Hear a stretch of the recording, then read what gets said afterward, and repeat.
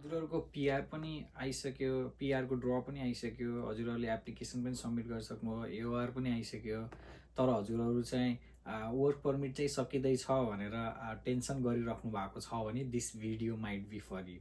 किन भन्दा क्यानाडामा हजुरहरूले चाहिँ यदि एओआर आइसकेको छ भने एउटा ओपन वर्क पर्मिट अप्लाई गर्न पाइन्छ, जसलाई ब्रिजिङ ओपन वर्क पर्मिट भनेर भन्छ। आज चाहिँ म यो भिडियोमा त्यो वर्क पर्मिट रिलेटेड कुरा गर्छु, कसरी अप्लाई गर्न सकिन्छ भनेर। सो यदि यो भिडियो हजुरहरूलाई मन पर्यो भने लाइक गर्न नबिर्सिनु होला, र यदि हजुरहरूको साथीहरूलाई पनि यो भिडियोले हेल्प गर्छ जस्तो लाग्छ भने सेयर गर्न पनि नबिर्सिनु होला।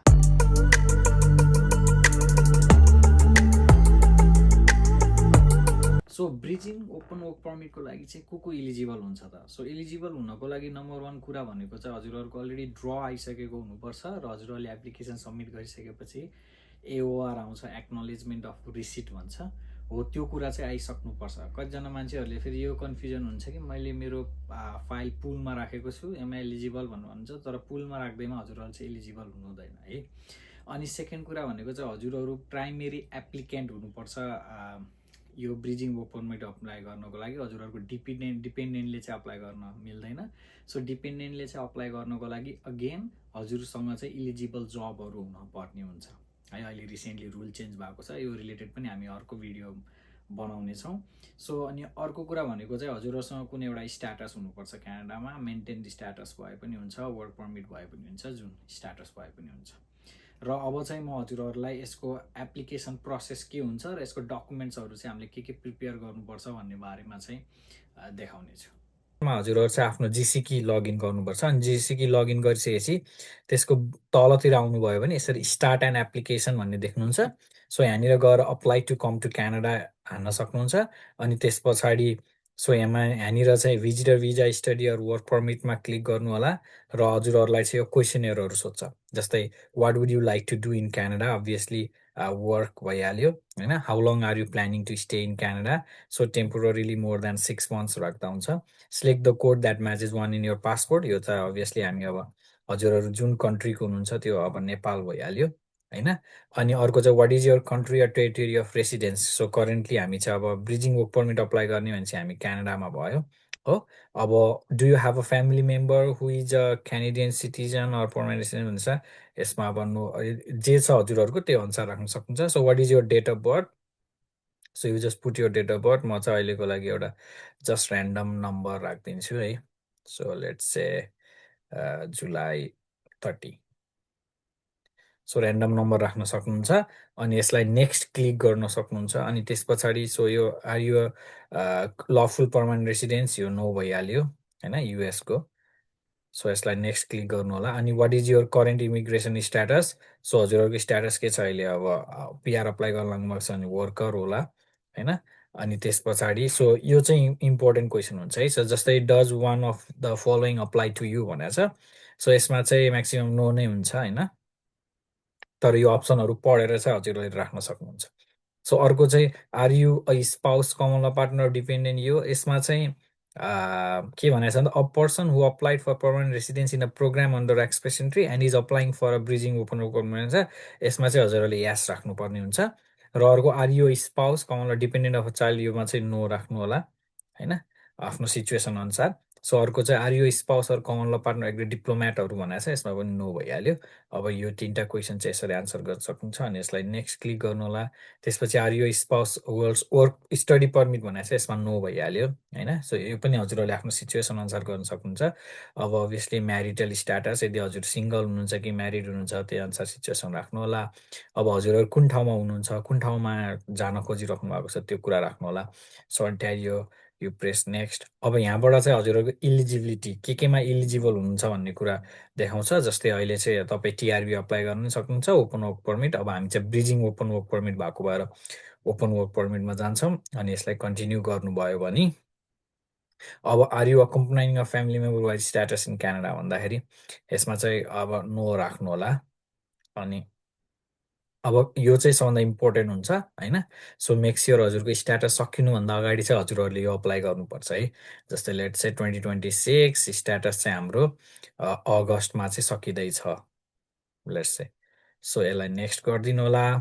अनि अब लास्ट 12 मन्थ्समा हजुरले मेडिकल गर्नुभएको छ कि छैन, यदि गर्नुभएको छ भने यस, नत्र भने नो राख्नु होला। अनि त्यस पछाडि यहाँनिर एउटा क्वेसन सोध्छ, अब हजुरले चाहिँ यदि यो कन्ट्रीमा तपाईँहरू चाहिँ के भनेको छ भन्दा मेडिकल इक्जामको लागि चाहिँ चाहिन्छ कि चाहिन्न हजुरलाई भन्ने कुरा हो। जस्तै हजुरहरूलाई यो फिल्डमा चाहिँ जब गर्न छ, हेल्थ फिल्डहरूमा भने चाहिँ हजुरहरूले मेडिकल गर्नुपर्ने हुन्छ। त्यही भएर यसमा चाहिँ do you fit in one of the above क्याटेगोरिजमा यास राख्नु होला यदि मेडिकल हुनुहुन्छ भने, यदि अरू यो क्याटेगोरीमा हुनुहुन्न भने नो राख्नु होला। जस्तै लेट्स चाहिँ एस राखेर गयो भने के हुन्छ म हजुरलाई देखाउँछु है। अब अर्को के भनेको छ, will you be getting a medical exam before submitting application? हो, अभियसली यस। हामीले चाहिँ प्री मेडिकल र आफ्टर मेडिकल पनि गर्न मिल्छ नि त। सो पछि रिक्वेस्ट गरेपछि यसमा चाहिँ प्री मेडिकल गर्ने केसमा सोधेको छ, यस गरिदिउँ होइन। अनि do you want to submit an application for family member? अब हजुरहरूकोसँग डिपेन्डेन्ट हुनुहुन्छ र हजुरसँग चाहिँ डिपेन्डेन्टलाई पनि वर्क पर्मिट अप्लाई गर्ने इलिजिबल जब छ भने पछाडि चाहिँ हजुरले यस राख्न सक्छ, अथवा अहिलेलाई नो राखौँ यदि हजुरले सिङ्गल अप्लाई गर्दै हुनुहुन्छ भने। अनि are you giving access to someone भनेको छ, यसमा चाहिँ नो भइहाल्यो होइन। सो अर्को चाहिँ फिङ्गर प्रिन्ट हजुरको लास्ट 10 इयर्समा छ कि छैन, यसलाई चाहिँ अब म्याक्सिममको चाहिँ हुन्छ होइन। सो आफ्नो सिचुएसन अनुसार यस नो राख्नु होला।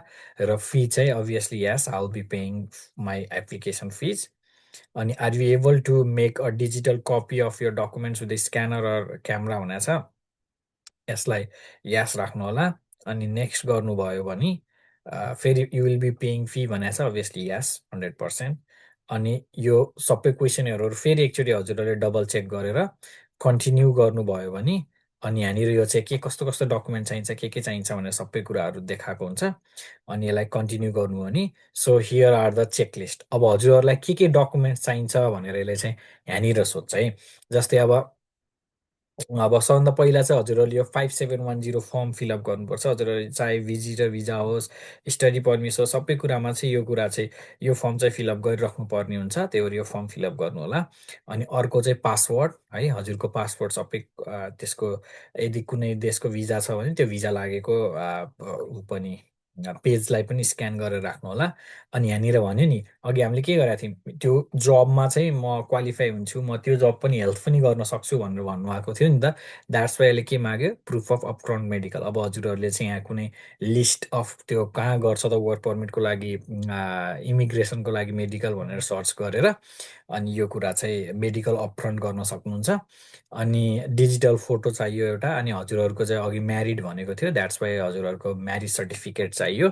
अनि यहाँनिर चाहिँ अब अरू कुनै पनि डकुमेन्ट अपलोड गर्ने ठाउँ त छैन, तर यहाँनिर हामीले के अपलोड गर्नुपर्छ भन्दा हामीलाई जुन त्यो पिआर अप्लाई गरिसकेपछि एओआर आउँछ, एक्नोलेजमेन्ट अफ रिसिट, त्यो चाहिँ एकदमै इम्पोर्टेन्ट हुन्छ। त्यो चाहिँ हामीले एउटा स्टेटमेन्ट अफ पर्पज, हामीले चाहिँ मेरो वर्क पर्मिट सकिन थाल्यो र मैले चाहिँ अलरेडी पिआर अप्लाई गरेको छु यो क्याटेगोरीमा, र मेरो एआर पनि आइसक्यो, अनि मेरो वर्क पर्मिट सकिन थालेको रिजनले गर्दा चाहिँ मैले मेरो वर्क पर्मिट एक्सटेन्ड गर्न थालेको ब्रिजिङ वर्क पर्मिट भनेर एउटा एसओपी पनि लेख्नुपर्छ। SOP in the sense letter of explanation भनौँ न, 1 पेजको जस्तो लेख्न सक्नुहुन्छ।